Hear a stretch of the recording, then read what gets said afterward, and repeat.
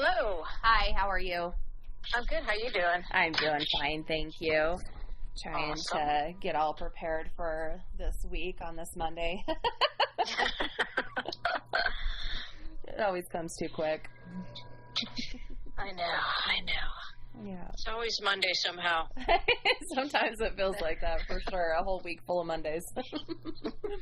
So the album's been out for a little over a week now. People seem to be really, really enjoying the direction that you guys have gone. How has that been for you?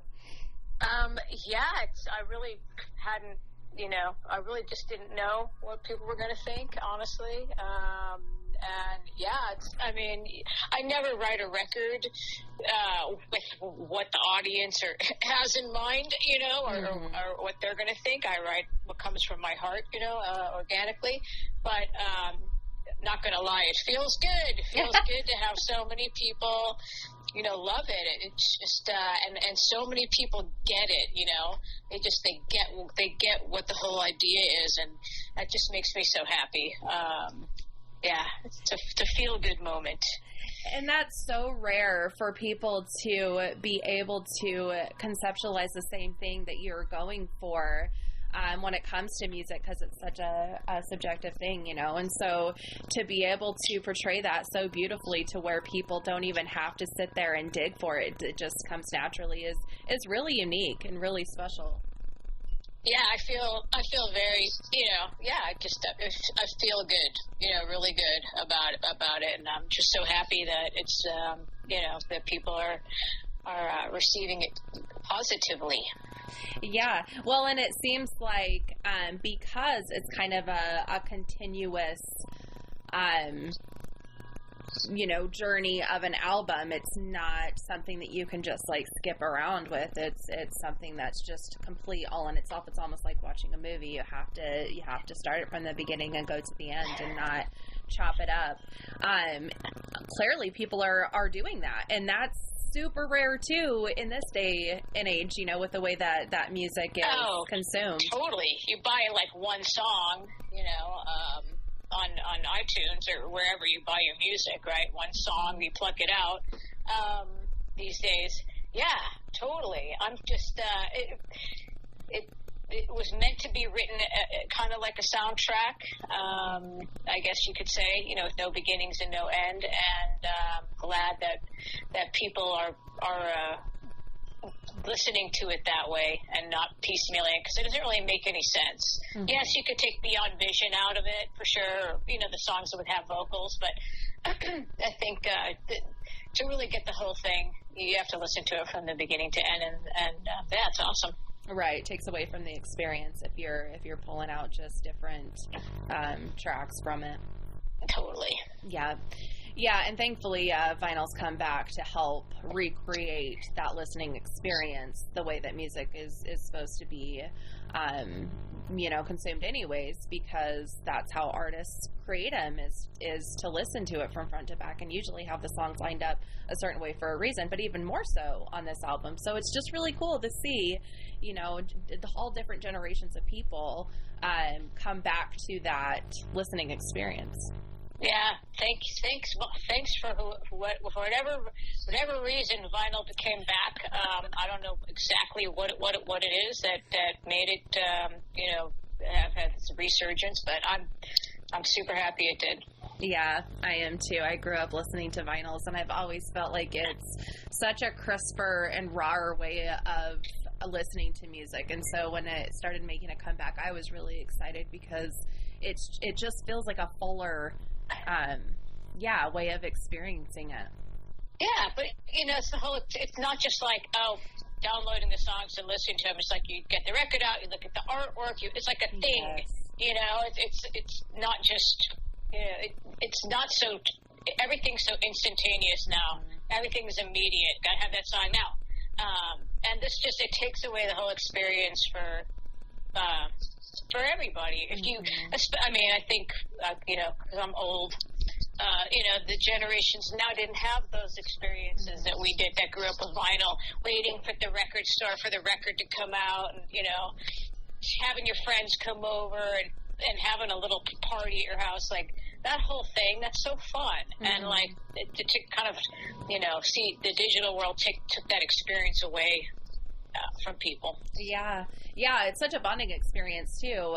That I feel like, and maybe this is unfair to say, and not entirely true, but I feel like a lot of times music has become background music versus that bonding experience. So I agree. So I think it's really, really neat that it's come back, and this album in particular, like you said, people just seem to be on board and getting it, and that's just so rare.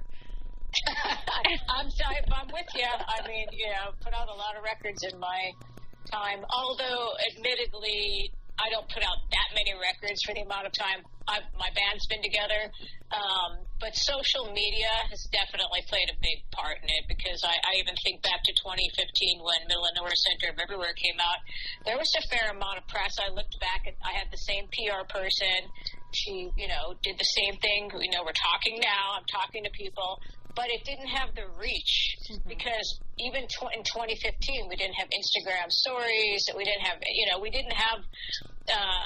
the magnitude of social media we do now. So it's like fans are the biggest PR these days, and they're the ones, if they like it, it gets around. They post it. So it's almost like you have your free PR people if they like your record.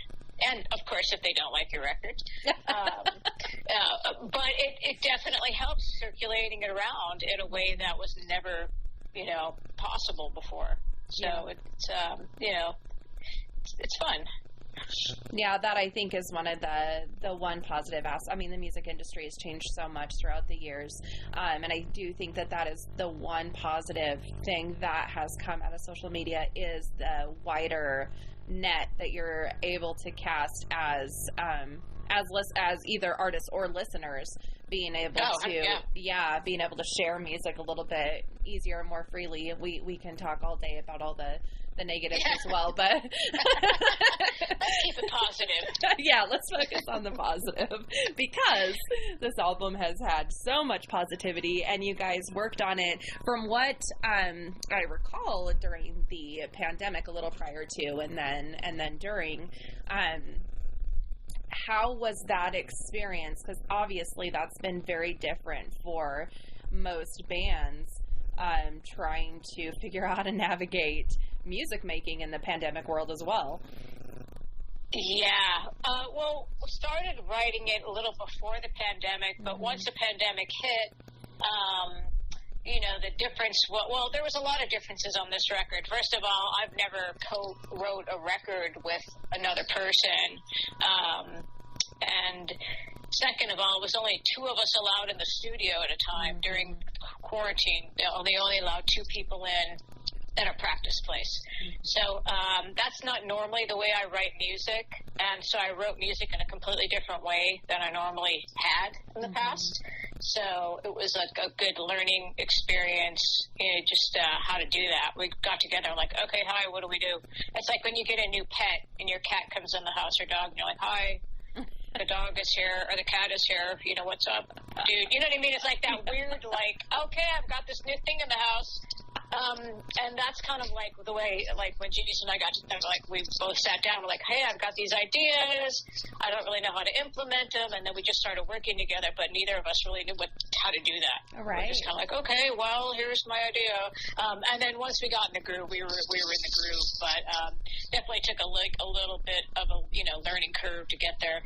Oh, definitely. So that was different. That was definitely different, and also just like writing and organizing most of the songs in advance, and then, the drums and the bass would come in after. Whereas in the past, it would be more of a jam, session, where we're like, oh, let's play this riff for like 3 hours and see if anything comes up from it, We didn't do that too much. We kind of already had what we wanted for the most part. It was more organized. Yeah. Yeah, any new experiences are good learning experiences, any, thing that you do differently. So moving forward, now that it doesn't have to be done that way, are there some things that you learned throughout that process that you thought, you know what, I might keep doing it this way moving forward because that just makes a little bit more sense or worked a little bit better, or are you going to go back to the tried and true method of how you did things? It's hard to say. It's hard to say. This did work really well. So I know, we'd like to work together in the future. We'll see what happens in the future. So it's hard to say, but I did really like this way. I think it worked better, and it was more, I guess, efficient, songwriting efficiency, as opposed to getting together with the band and saying, hey, here's a couple of my riffs. And it works both ways, I guess. Mm-hmm. And sometimes it's a mix and match. Sometimes you get stuck as songwriters, just like as people writing books do. You get writer's block, or you're like, okay, I've got all these different riffs. How do they fit together? How we organize them? You switch them around, and some songs are harder to write than others. So sometimes it's just a mix and match. Sometimes you have these riffs and you go with the band and jam them out. And you're like, okay, cool, this is how it should work. And sometimes it's easy and the puzzle pieces fit together. So what do you do when you do get those moments of writer's block? Do you just kind of keep doing like you said, kind of doing the repetitive riffs until inspiration hits, or do you have something that helps kind of re-inspire you or get that creative juices going? Or do you just have to be patient? Sorry. No, I just said, or do you just have to be patient with it? Yeah, I think patience. You just kind of keep going at it until something works, and you think about other riffs you have. Could that fit in? Could that fit in? You reorganize, rechange. Maybe we play this first. Maybe we play this last. It takes some juggling and patience. And sometimes you just toss that off to the side and say, let's go back to that one, and work on something else. And then you go back to it, and then all of a sudden you kind of have a different perspective. If you step away for a little bit and come back to it. And sometimes you just ditch them. Sometimes you're like, nope. That song's not happening. Right. Yeah. That one's just not going to make it. Maybe we'll revisit it later and add some pizzazz. It goes into what I call the riff crypt. The riff crypt. That's funny. So do you feel like having that extra quote unquote time, we all had either extra time or most of us had too much time on our hands during the pandemic. Do you feel like having that space helped with inspiration? Helped with I'm an introvert, so I do well by myself, but not everybody does. And so was it the type of space you needed for more inspiration, or was it more like I need to get out and be out? No, I already kind of had my inspiration. So the good thing about the pandemic and just, the fact that time, slowed down to a standstill was that there wasn't any pressure. There wasn't any, I'm so exhausted from being running around all day, and now we're at band practice from 7 to 10 o'clock at night, and now you're supposed to be creative after you've worked all day or done whatever. It was much easier. It was much more laid back. It just didn't feel. There wasn't any sense of urgency, and it just was a nice, calm way to try this and that, and then come back. We get together twice a week, to do it. So to me, it was just more about just not feeling like you're cramming in a record. You're not cramming in writing a record in between all the other things that go on in your life, because there wasn't any of those things. Right. I mean, yeah, you were working, but you were in your pajamas, and it wasn't the same as traveling to work, being there all day, traveling back, getting home. That daily. Stuff that many people go through on top of working all day. So that was gone. So there was so much more time that I loved it, to be honest. We joke around here that we missed the pandemic. We missed you. We missed the lockdown.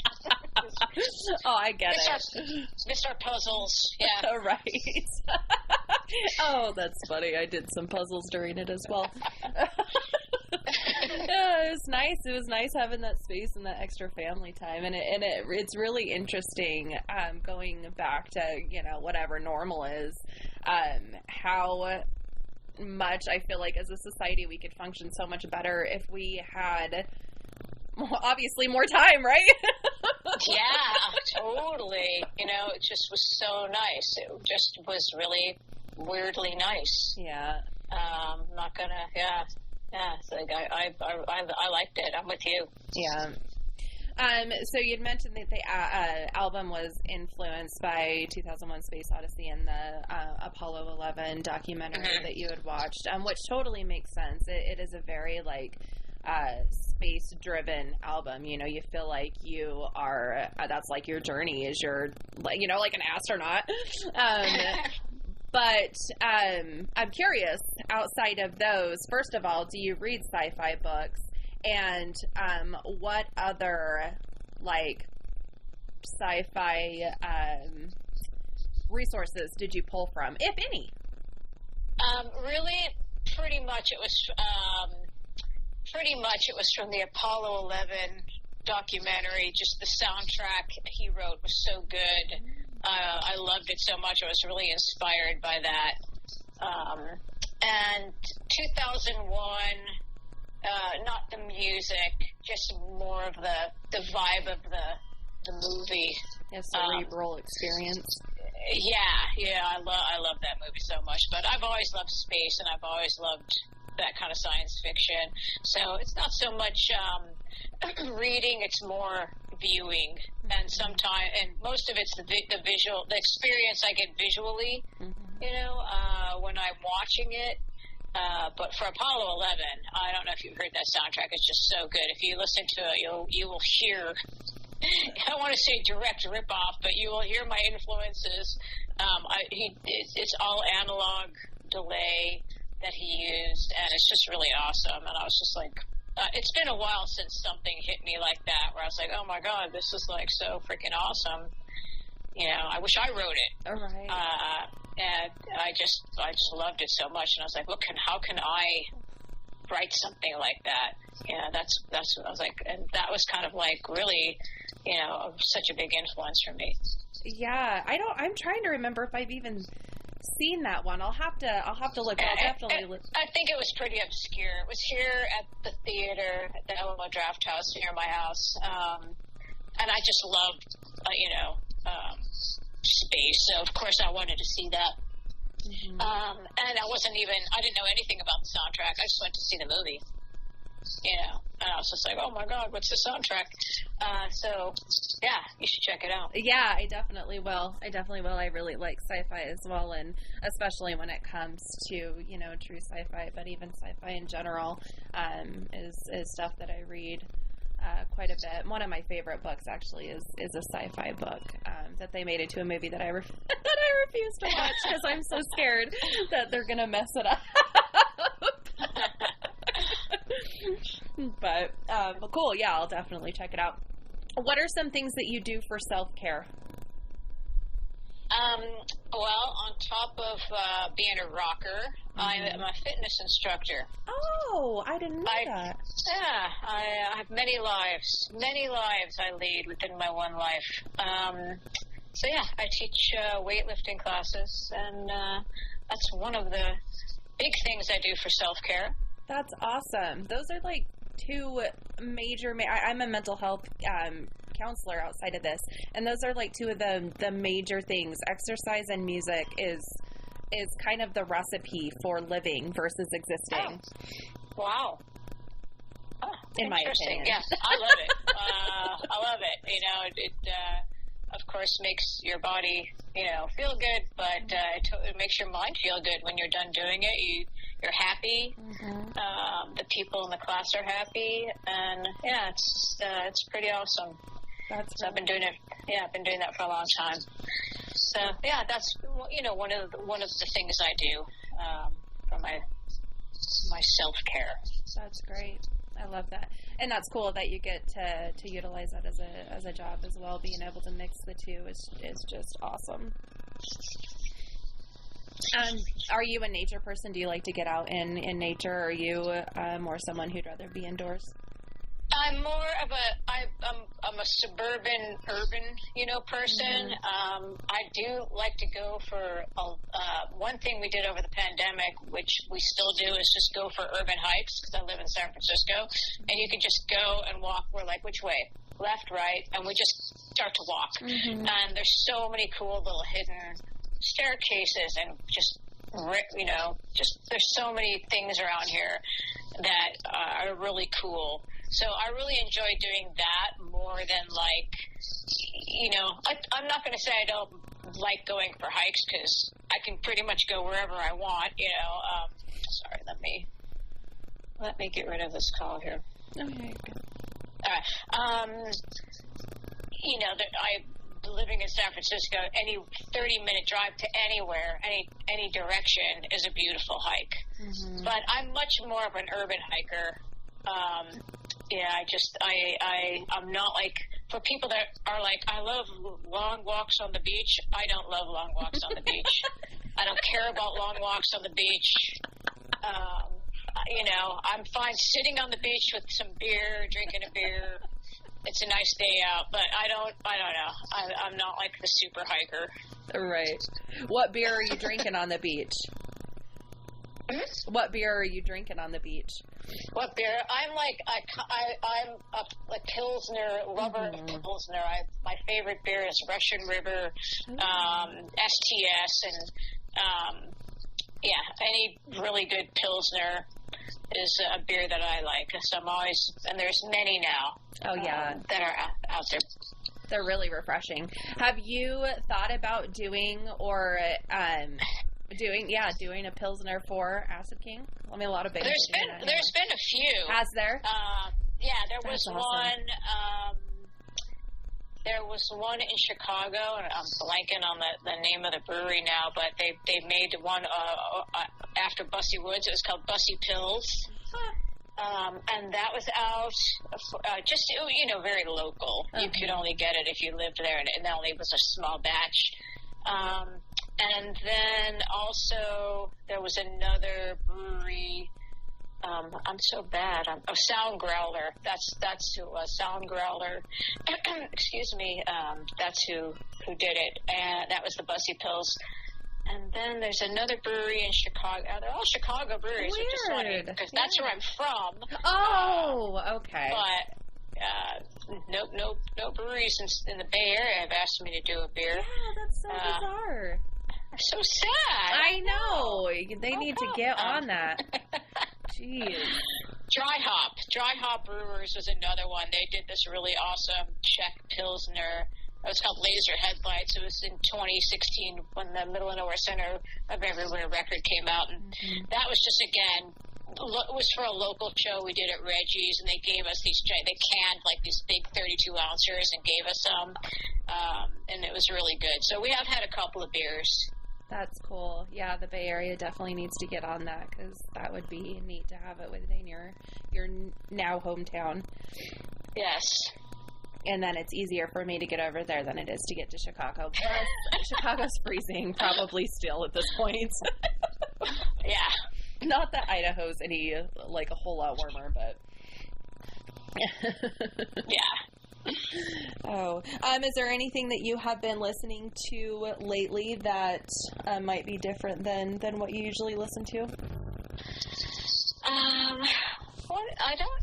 The one thing that I've been listening to that is totally new, that's something I would not have listened to in the past, is this woman called I Speak Machine. Her name's Tara Bush, and she's a one-person band. She has all these synthesizers, and she sings and programs everything herself, and I saw her open for Gary Newman. Oh, wow. And I was just like, holy shit. She was awesome. It's more, it's heavy, but it's definitely not stoner rock. It's more electronica. more, you could tell she's influenced by Gary Newman, but she also does a Sabbath cover. You should check her out. It's different. She's really into this kind of music. She's really into L7. I reached out to her to see if she actually wanted to open for Acid King, but the timing didn't work out. But she's actually opening up for L7 here in May, which is we'll see how the fans, react. Right, to with her, it being a different, because it's not the same kind of music, right. But I think they're going to dig it. I think they really are. She's just a really good performer.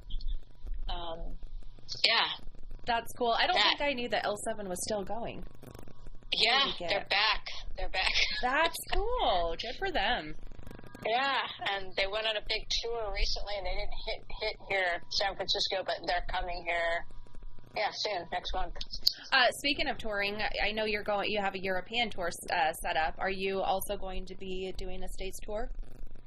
No, I'm afraid not. We'll be doing, specific shows in Southern California, Northwest. Here, of course, we're playing Ripple Fest in Austin. Hopefully we'll be able to do some fly-out shows, in Chicago or New York, but we're not going to do a trek across the U.S. It's just really hard to do, and financially harder to do here than it is in Europe. Right. So that makes sense. Totally understandable. It's, I hear that a lot, especially from bands that are from other countries.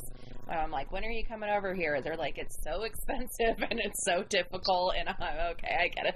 Yeah, it's just, it's easier. Not saying it's cheap in Europe, but it's just much easier, and it is more affordable. Just the equipment, the van, everything is just more. It's just a lot easier on bands there than it is here. Yeah. So, totally. Sorry, USA. Well, hey, I'm not that far away from you. My brother lives in California, so yeah. Sorry to everybody else, but I still can hike my way down there to come see you. I'd say come to the Great American Music Hall show. That's going to be a good one.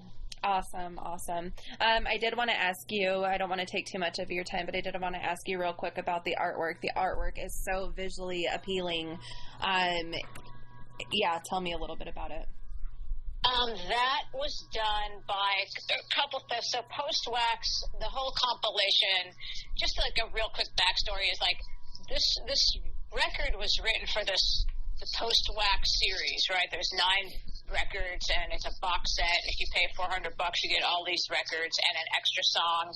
And if you don't buy those box sets, which are beautiful with dioramas and the whole board game, you get the regular record, which is minus a song. So when I originally agreed to do this, it wasn't supposed to be a new Acid King record. It was just supposed to be a concept record of 45 minutes or whatever I wanted to do. But it ended up being, as we started writing it, we realized, no, this is a new Acid King record. Stop calling it a blow-off record So there was already an art director and an illustrator assigned for this project because they needed the records to aesthetically kind of fit together. They all fit together like a puzzle piece when you get them all. There's also a board game. So there had to be some continuity between all the bands. You couldn't just do whatever you wanted to.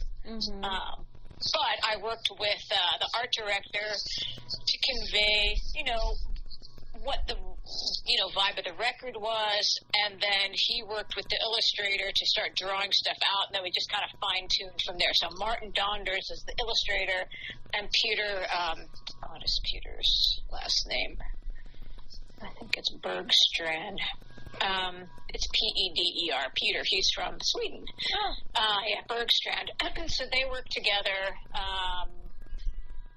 I worked with the art director and he worked with the illustrator to convey my ideas, and that's how we kind of came up with this. But Martin's pretty much the one that drew it, and then Peter helped kind of fine-tune it and helped it get to where I wanted it to go. But, it came out so great. I love it. That's awesome. That's such what a cool concept. I'm really impressed with how some bands have been able to come up with such creative ways of releasing music, especially in this really difficult industry. What a creative idea. I'm really excited to look into that. Yeah, I mean, you're always trying to do something different, but like, just like everything else, there's only so many ideas, especially, in the world. Yeah. So I was just like, no wizards, no mushrooms, no pot leaves, no skulls. Yeah, it's like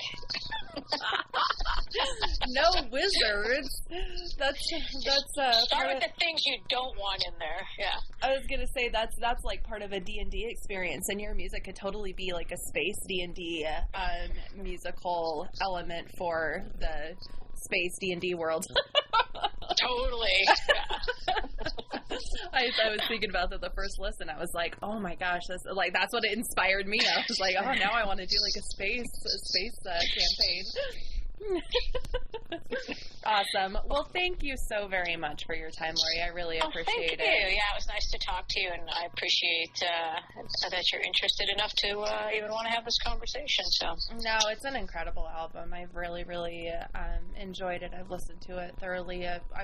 For probably about a month now. And definitely will continue to do so. But yes, thank you so much. I hope you have a really good rest of your day. Hopefully it's nice there and you get some good sunshine. Thank you so much. I wish the same for you. Thank you. All right. Take care. You too. Bye. Bye.